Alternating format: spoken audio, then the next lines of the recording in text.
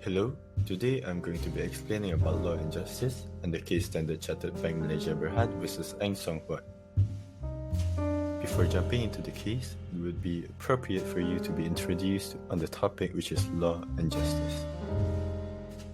Law is an officially promulgated rules of conduct backed by state-enforced penalties for their transgressions, and justice is a rendering to each person on what they deserve.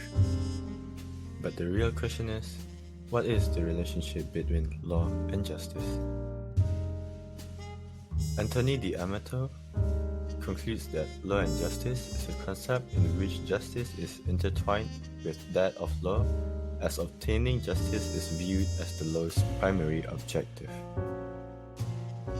Now that you know about law and justice, I'm going to start talking about the case Standard Chartered Bank Malaysia Berhad versus Huat. 25 years ago, this case was not just a case, it was the case. The case all started when Huat failed to repay the loan borrowed from the plaintiffs, Standard Chartered Bank Malaysia. The plaintiffs went on starting an action by writ against the defendant to recover the balance sum of the loan on 30 April 1994. 3 months had passed and Ang, the defendant, filed his defense on the month of July. On the other side, the plaintiffs made an application to change their name from Standard Chartered Bank to Standard Chartered Bank Malaysia Berhad, which was granted on 5 September 1994. This caused a delay in the filing of the O14. As the issue started gaining momentum in the month of September, the plaintiffs filed for summary judgment under O14 of the RHC, only to be replied his affidavit was void, which led to the summary judgment.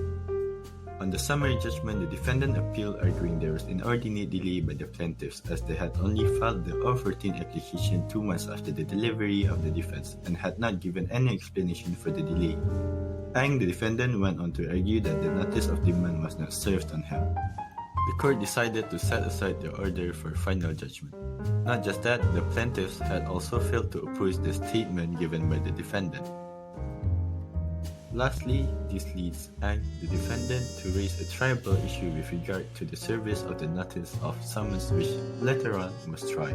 In conclusion, the judge concluded that the defendant had raised a triable issue regarding the service of the summons. Suffice it to say that the defendant has persuaded the court that this case should go to trial on the grounds of delay and notice of demand. And lastly, the appeal was approved.